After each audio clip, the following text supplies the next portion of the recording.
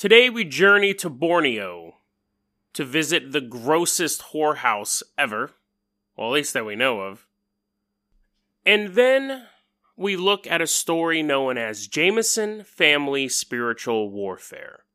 Was a family of 3 driven from their home by white supremacists?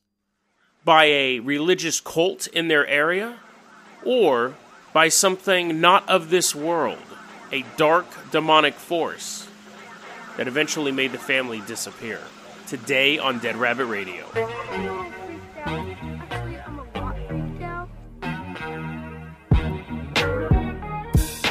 Hey everyone, welcome back to another episode of Dead Rabbit Radio. I'm your host, Jason Carpenter. I'm having a great day. I hope you're having a great day too.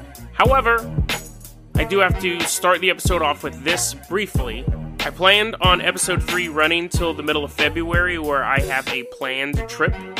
For new listeners, in between seasons, I take a week off. Seasons are normally 50 episodes each, and right now we're already on episode 151, I believe. And I don't think I can make it that long without a break. It's a 10-week work schedule to produce 50 episodes. And I'm just getting grueled. I don't know if that's a word. I know it's a word, but I'm just getting worn down by all the back-end stuff. The recording the episodes and the editing and stuff like that, I'm fine with. It's doing all the tagging and marketing and stuff like that that's really starting to wear me down. So this is how it's going to have to go. Today's episode, and then we'll have tomorrow's episode, and then that will be the end of season 3.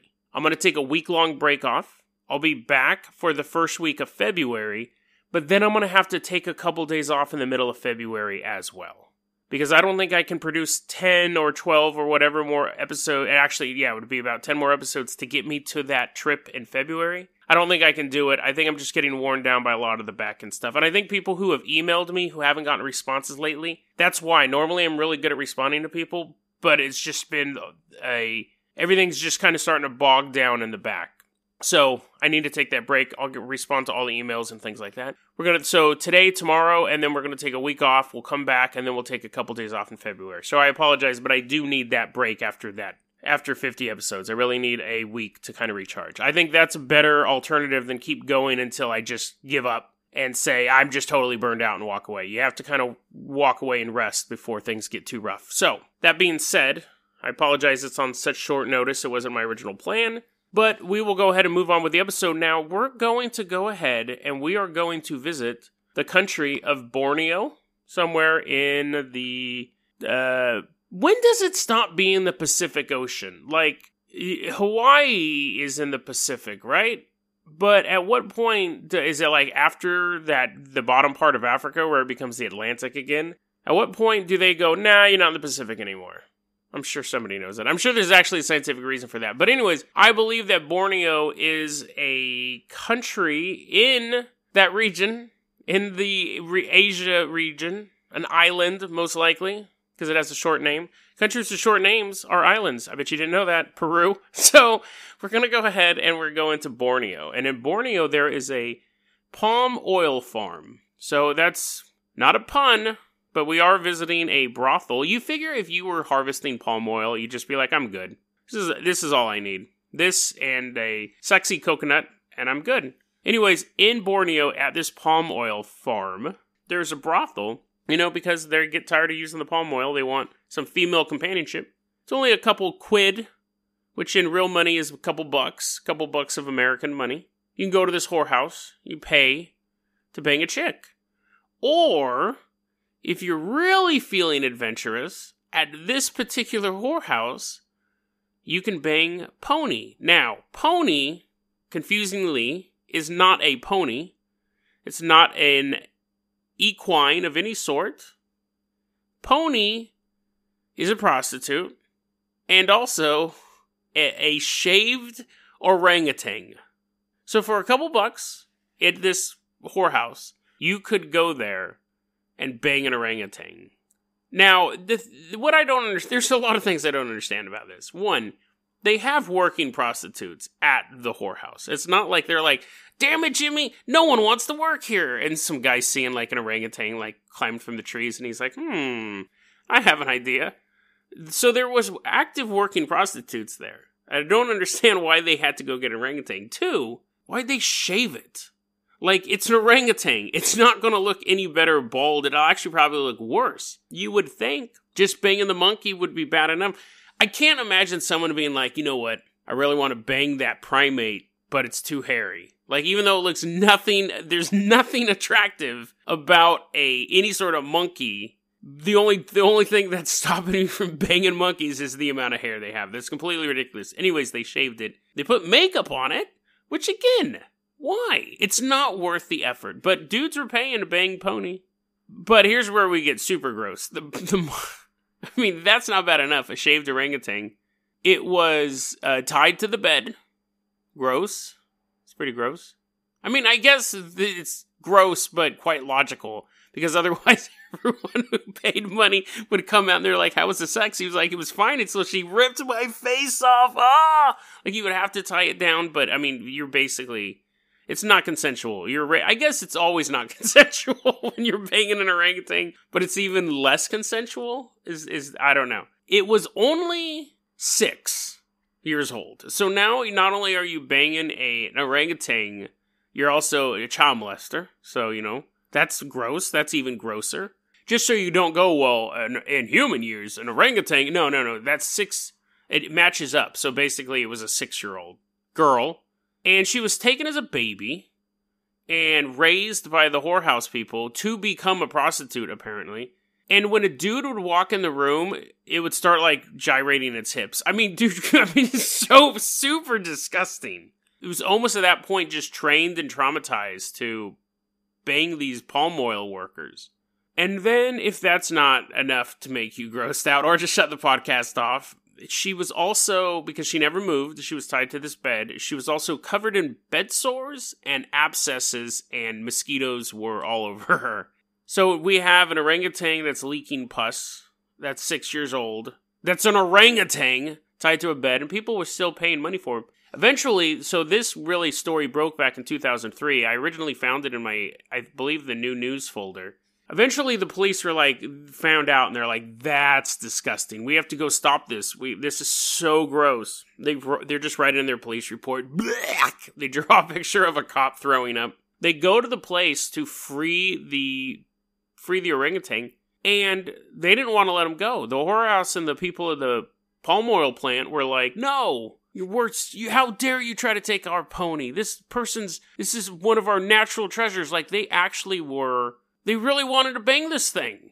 They'd been doing it for years. They wouldn't let her go. 35 police officers had to show up. There was an armed standoff between the whorehouse and Pony's fans and the police. Eventually, the police, though, did get Pony out of there. And the whorehouse owner, the quote was, the madam cried bitterly when Pony was rescued. You're selling her body to get raped, dude. Why are you upset now? But she did bring in a lot of money for the whorehouse. It might have been that. 10 years later, so Pony's still alive. Well, she was as of 2013. That was the last article I could find on her. For a long time, she hated dudes, which is quite understandable. Kind of weird that she didn't hate women, considering the madam was a woman, but probably just had bad experiences with dudes. Hated dudes for a long time. Wouldn't work with male zoo workers and stuff like that. Always kind of hid in its enclosure. She's safe now. She's doing healthy. She's got all her muscle tissue back. She can now go up and hug a dude and not worry about anything. And she's just hanging out with other orangutans. Gross.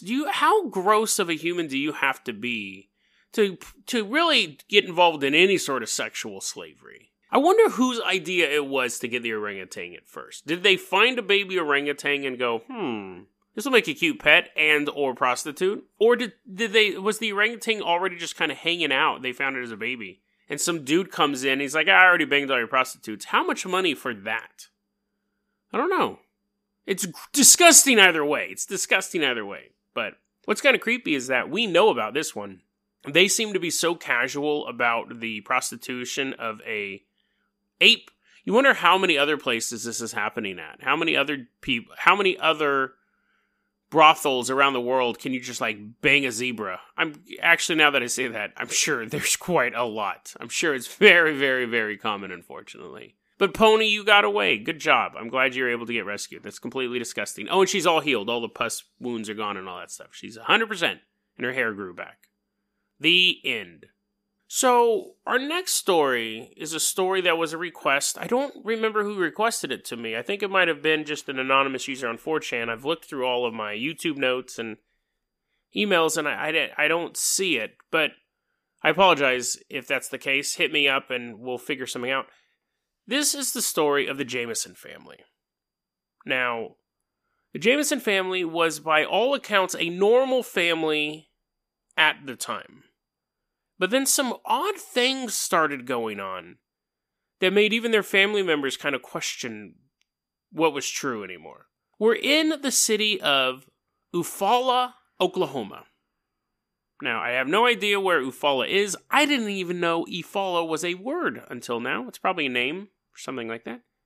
You have a family of 3. You have the father, Bobby Jamison, his wife, Sherilyn Jamison, and little daughter, 6-year-old girl named Madison.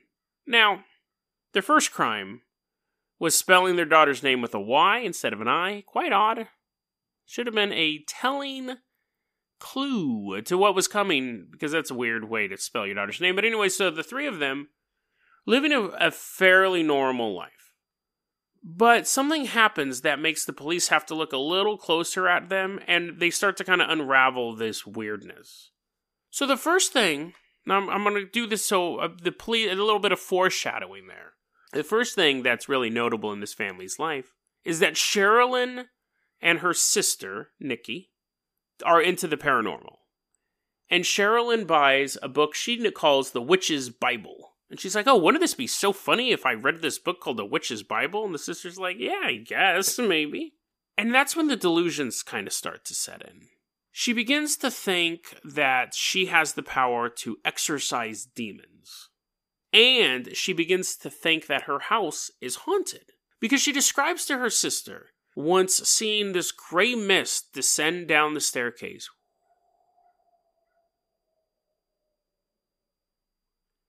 She's like, oh my god, that's a ghost. There couldn't be any other rational explanation for that, like, I don't know, smoke or a cloud that's in my house apparently. It's a ghost, and it might have been. But then she also said that once her husband, Bobby, was possessed, and his eyes went black and lifeless, and he came at her, but she stopped it. She's telling her sister this stuff. The sister's like, well, that's a little weirder than your first story about the mist coming down the stairs, but you know, you're my sister. And then at some point, Bobby also starts to get into this stuff. But he ups it. He's like, you got the Witch's Bible? Pfft, that's nothing. He goes out and buys the Satanic Bible. Now, he's reading that. His wife's reading the Witch's Bible. First off, I don't think there's a Witch's Bible. I think that's probably just the marketing gimmick for a book, or they just don't know what to call it, as far as like what the sister and the police are referring to it as. There is a Satanic Bible. It's written by Anton LaVey, and for the 900th time on this podcast, there's a huge difference between people who are in the Church of Satan and like actual satanic demonic worshippers. So if somebody was like, I want to get involved in the dark arts and unleash chaos on the world, the last thing you're going to want to get is the Satanic Bible, because the Satanic Bible is like a humanist text. It has no spells in it. It's just a book that it was very cleverly marketed book. I'll give him that. But it's not like this grand grimoire of like dark spells to unleash the ancient ones. It's a book. So anyways, he's reading the Satanic Bible, most likely bored out of his mind. His wife is reading the Witch's Bible. Eventually, the local minister in town gets a visit from these two.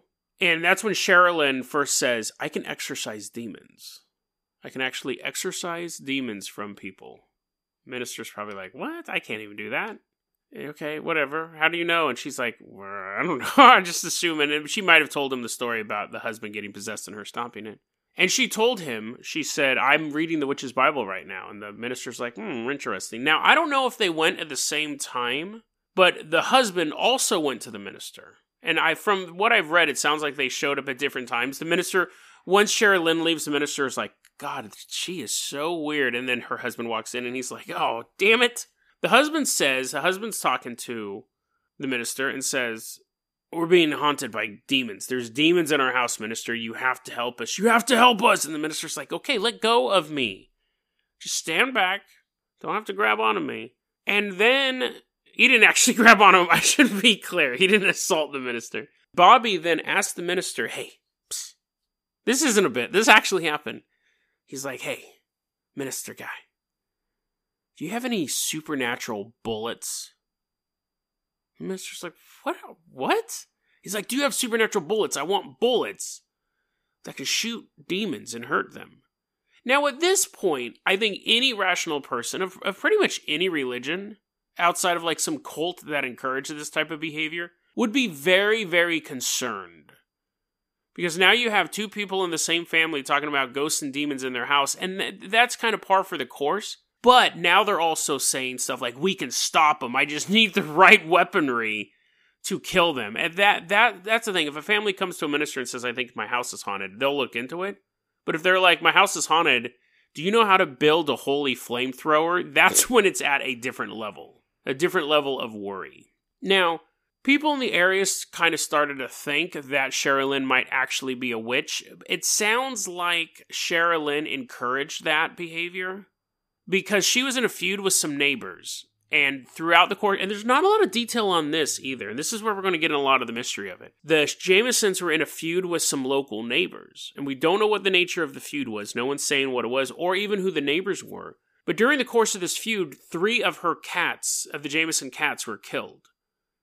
Now, the Jamisons had a huge shipping container on their property, and someone, quote-unquote, someone spray-painted on the side of it, witches don't like their black cat being killed. Now, some people have thought it was the locals spraying that, saying, witch, witch, witch. I think it was Sherilyn who sprayed that, because it's a warning to people.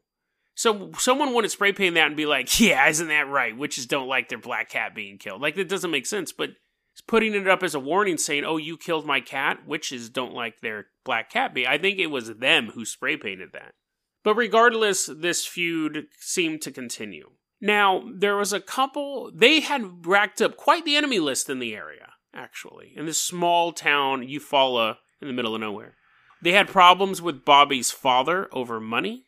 They had a former roommate who used to live there, who they were probably presumably friends with, if not acquaintances with, that Sherilyn started to think was a member of a white supremacist gang and kicked him out. So now you have that. If he was a member of a white supremacist gang, now you have them as an enemy. You definitely have him as an enemy. They have their neighbors as enemies. And then there was rumors that they had pissed off a cult. There was a local cult operating in the area that they were kind of running afoul of. And there was also the rumor that they began to get involved in methamphetamine. And that rumor came from people saying that their behavior was acting weird. They started losing a lot of weight. And at this point, they are planning on taking their shipping container, moving it out into this area. I think it's called Red Oak, Oklahoma, but out into this more rural area than they're already at. And that area is known for lots of meth cooking. Now, I think another side effect of it could just be, like the fact that they're seeing demons everywhere and they're talking about blowing their heads off. That could also be a sign of meth psychosis. But for whatever reason, they got rumored to be involved in the meth trade somehow, and then running afoul of the cult, running afoul of the neighbors, and so on and so forth. So quite the enemies list for a couple people. They have security cameras all over their house. So again, very, very paranoid. These guys weren't just kind of like normal people going about their day. Like, they had some troubles. They have security cameras everywhere. They're talking about fighting demons. They think their house is haunted. People think a cult's after them. They think someone's after them because they got these security cameras everywhere. On a cold October morning, the family of 3 is spotted loading their goods into the back of their pickup truck. Now, they had told some people that they were going to go scout some land. They were going to go purchase a piece of land to move the shipping container and just live out of town. Live in this area. They hop in the pickup truck, drive away, never seen again. So, very shortly, the investigation starts because this family goes missing. 8 days later, they find the pickup truck, completely abandoned. The dog is still in the truck, malnourished. It went 8 days without food. Their dog's fine. They got their dog to a close relative. Not a close relative of the dog, but a close relative of the family. And the cops find this truck. So the cops find this truck. This is what they find in the truck, other than the dog. All the cell phones. Bobby's, Sherilyn's, possibly even Madison's little toy cell phone, Fisher-Price cell phone. That's jokes and bad taste. They find $32,000 in cash in an envelope, so it's not like hidden, it's sitting out. They find a pill bottle from the ex-roommate, kind of a weird clue. Her purse, his wallet, his ID, all left in the car, all unmolested. It had been sitting there for 8 days. The police think foul play. Something happened. Like, some reason these people drove out here and were forced out of the car and probably kidnapped or murdered. We don't know. The big question is, if that was the case, why wasn't that stuff stolen? Why would $32,000 is a lot of money to leave behind. Even if you're trying to make it look like something, that's still a lot of money to leave behind. Family just vanishes. 4 years later, though, 3 miles from the truck, find 3 skeletons. They find an adult, they find a papa skeleton, a mama skeleton, and a little girl skeleton. And the cops are like, that's kind of what we figured. We probably should have walked out 3 miles and found these earlier. Because by the time they found them, that always is weird. Like, do the cops only just walk out a mile in each direction and are like, Because so long had passed that obviously they couldn't determine the cause of death. It was basically just 3 skeletons in the middle of nowhere. They know for sure, matching dental records, that the skeleton is Bobby's, they assume. I don't think they got the dental records on the other 2, but they assume that it's all connected. But they might have, before you get your conspiracy cap on and go, they were sold in a white slavery, they may have gotten the dental records for at least the mother as well. Police still suspect foul play. Now, foul play could mean a lot of things, and these are kind of the working theories. The father of Bobby had something to do with it, over money. It was a murder-suicide. Either the mother killed the daughter and the father, or the father killed the daughter and the mother. It would be quite the amazing feat if the daughter killed both of them and then killed herself, but they think that it could be a murder-suicide. The idea of a meth gang taking them out, I don't think is that plausible because the cash is left behind. And I think that the white supremacist argument isn't very likely either because the cash is left behind. And the argument of the father doing it is ridiculous as well because they were fighting over money. So that really leaves us with 3 possible theories. One, the murder-suicide, because no one's going to be like, I'll spend this money later. Oh, I forgot the suicide part. That's not going to happen. There's 2 groups of people who would have no need for $32,000. One of them maybe a little bit, but the second one wouldn't need it at all. The first one being the cult.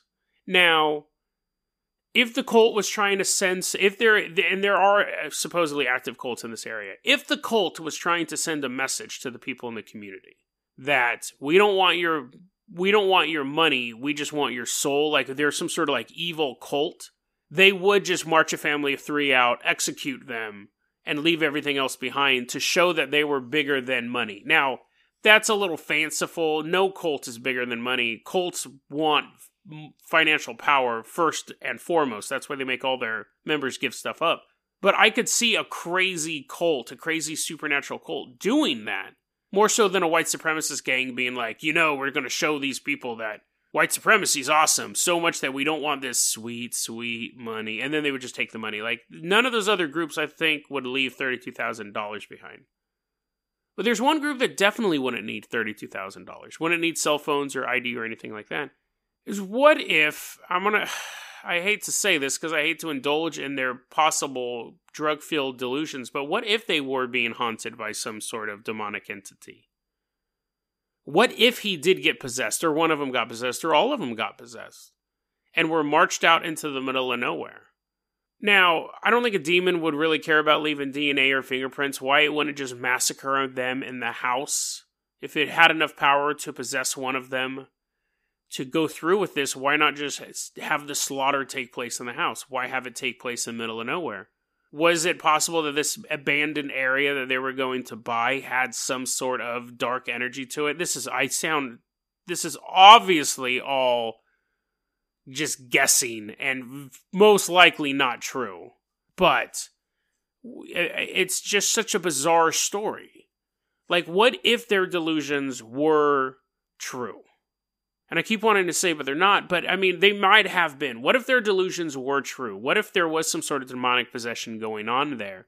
And instead of wanting to slaughter them in the house like you would, I guess that's why I keep questioning it, because I think it's almost a little too complicated, but let's just roll with it. Demon possesses one of them, drives them up to this, say, hey, we're going to buy this area. Isn't this place great? We're going to buy this area. And for some reason, this demonic force wants to get them out into this area. And that's where the sacrifice is done by the demons. Or by the cult. I didn't think about that. It could have been some sort of ritual sacrifice, so they got tricked to coming up here on their own, so there wasn't a huge trail. But were they being targeted by some sort of hostile, well, I guess that's kind of an oxymoron, hostile demonic force? Was this whole thing just to incite terror in them, to get them out of their home, to go somewhere else, which is where they really were supposed to be for this ritual to happen? It's highly unlikely, but it's a weird twist to the story. Now, there are a few more details to this thing before we go. One of them is they found the cell phones in the car. And the police got the cell phones and began looking through it. And the police believe that this photo was taken the day of the disappearance, if not the day of the murder. And it's a creepy photo. It is a photo of young Madison sitting on a rock with a very, very weird facial expression. To me, it looks like she is scared or in some sort of distress. Other people look at it and be like, nah, she's laughing. And I'm thinking, that's a weird looking laugh. But again, it's just a still photo of a young girl sitting on a rock out in the middle of nowhere, supposedly taken at or near the location of where the truck was. So who took that photo? Possibly Bobby. Why was that photo taken? And why does she look so worried / creepy? It's a very, very disturbing photo. And the other interesting thing about this case, and it could just be a coincidence, but the lead investigator, the lead cop who was looking into these disappearances, he ended up moving out of the country. He just was like, I'm done. He left the country. According to Sherilyn's sister, this was because he couldn't deal with the guilt of not being able to solve the mystery. Possible. Maybe he was just moving away. But the minister has also moved away, left that town, and refuses to discuss the case to this day. Is there something dark in the city of Eufaula, Oklahoma? Is there a cult working its dark magic in that area? Is it something as mundane as a meth gang or a white supremacist group? Or is it something more terrifying? That somehow a family was murdered by a demonic force. And if I have to be completely honest, if I had to go outside of I think the most likely answer is murder-suicide. But if other than that, I would say it was the cult and some sort of demonic activity. Maybe this cult isn't just one of those jokey cults where we need money and we're just ripping people off and banging a bunch of chicks until we get arrested and thrown in prison. Maybe this is a cult that has actually found a way to channel demonic energy to erase their targets. Maybe the Jamisons did declare spiritual warfare on this cult, wanting the supernatural bullets, wanting to fight the good fight and learn how to stop demons, and instead they were just overwhelmed by the power of these cult members. The cult didn't have to do something mundane like just have them shot or stick a knife through their heart. This cult was able to utilize powers to possess them, to get them to a location where the family would meet their end and the spiritual warfare would be over. DeadRabbitRadio@gmail.com is going to be our email address. You can also hit us up at Facebook.com/DeadRabbitRadio. Twitter is @JasonOCarpenter. Dead Rabbit Radio is the daily paranormal, conspiracy, and true crime podcast. You don't have to listen to it every day, but I'm glad you listened to it today. Have a great one, guys.